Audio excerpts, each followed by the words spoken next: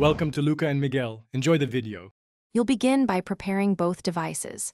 Make sure Bluetooth is on and the Apple Watch has at least 20% charge so the face installs reliably.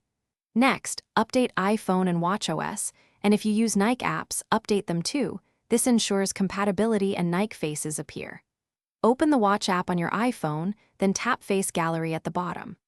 Once in Face Gallery, you're ready to search for the Nike face options and begin the selection process immediately.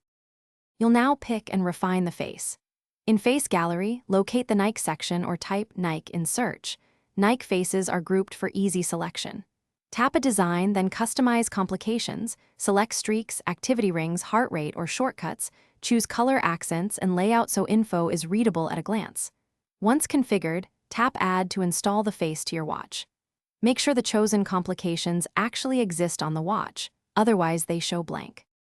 Finish by applying and verifying the face on the watch. Press and hold the watch display, swipe to your newly added Nike face, then tap to set it active.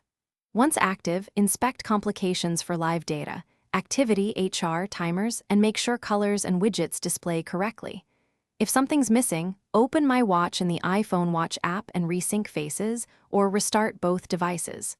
If issues persist, confirm region and app permissions. Often a restart.